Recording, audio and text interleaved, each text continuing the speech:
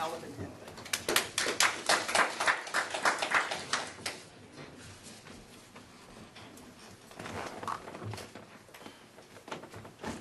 Love of public speaking, wanting to learn about public speaking, wanting to get over your fear of public speaking. These are just a few of the reasons why you're here today. They're just a few of the reasons why people join Toastmasters. But whatever your reason for being here, you can be a world-class public speaker. I know what you're thinking.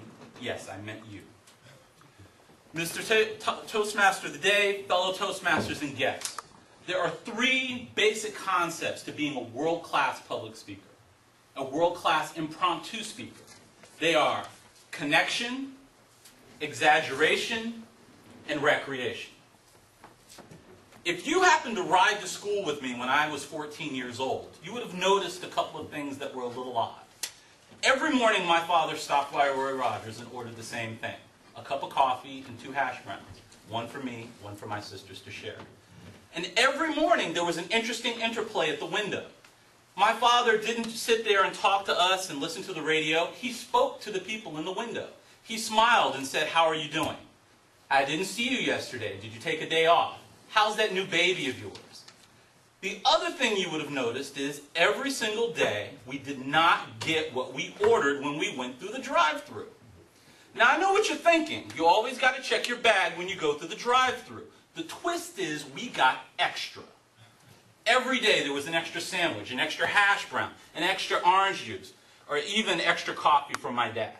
The reason is he had formed a connection with the ladies in the drive-thru. They liked him. Every morning at 8:25, they were looking for the nice guy with the 3 kids in the back seat of the car. And because of that, they gave us free stuff.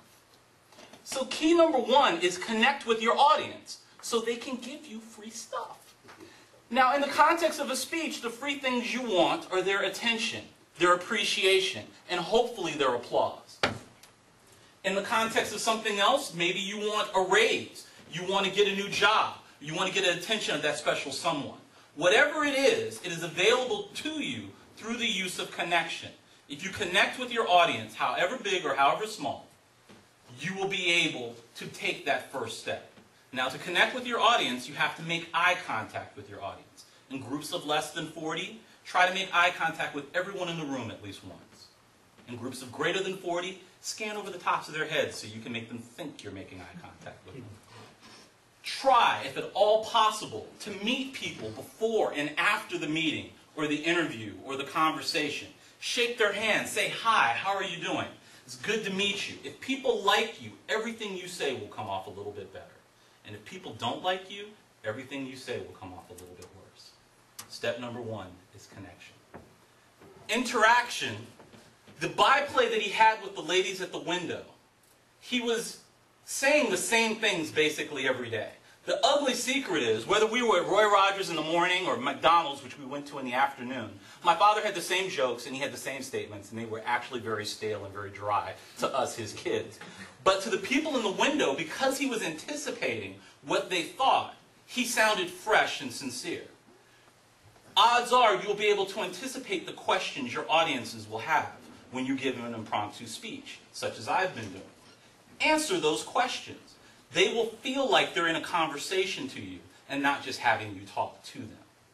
Step number 1 is connection. Coupled with interaction, that gives you rapport. When I was 10 years old, I made the vital mistake of asking my father one question too many on the day that he was tired. You know the kind of kid I'm talking about. Where does blue cheese come from? Why is blue cheese blue? How come we can eat blue cheese and blue cheese is blue, but we can't eat the regular cheese when the regular cheese turns blue? My father sighed and looked at me and said, "Blue cheese dressing comes from the milk of virgin goats, raised high in the Himalayan mountains by monks who have taken a vow of silence." I was shocked. Sounded good to me. I'm 10 years old. It was huge. It was an exaggerated story. It had details, and it was almost magical with the addition of the Himalayan mountains. So I not only believed it, but I went forward through my life for the next 14 years believing that milk of virgin goats somehow turned into blue cheese and made blue cheese dressing. One day I'm at dinner with my boss, and my boss's boss, and Julio asked me, why do you always order blue cheese? And I told him, it's my father's favorite dressing. I didn't get it that often as a kid. And did you know? Blue cheese dressing comes from the milk of virgin goats raised high in the... As I was saying it, I realized virgin animals don't give milk. And my father lied to me. The important thing about the lie, or exaggeration really, because some blue cheeses are made from goat's milk. Now, their virginity or promiscuity is a separate issue. But the important thing about the exaggeration is it stuck in my mind. When I was 14 years old, I went to Banneker High School.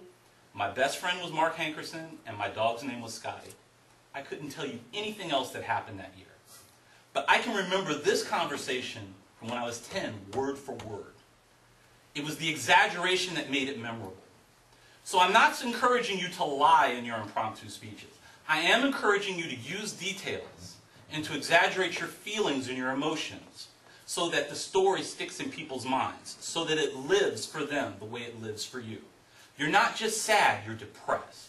You're not just happy, you're jumping for joy. A couple of kids didn't come through the door, it was a mob of urchins who knocked down your door and destroyed your desk. Through those types of details, through that kind of byplay, you will create a story that will live in other people's minds. And once you've done that, the last thing you have to master is recreation. You've got to have fun when you do this. If you're not having fun, your audience will know. And if they don't think you're having fun, they're not going to have fun either. Now, if you take these steps and you master them, you make an issue of paying attention to the people that you're talking to, acting like you like them, thinking for them so that you can have a conversation, making your story big so it lives in their minds. If you can master all of that, then you can be a masterful impromptu speaker. And the reason why it's important is not for table topics. It's not for contests. Everything in your life can be made better through the use of impromptu speaking. The right answer to the right question to an interview can get you $5,000 extra in your check. You ride on the elevator with the big boss from the first floor to the 10th floor, and by the time you get to the 10th floor, you're his best friend. All of a sudden, you got a new job.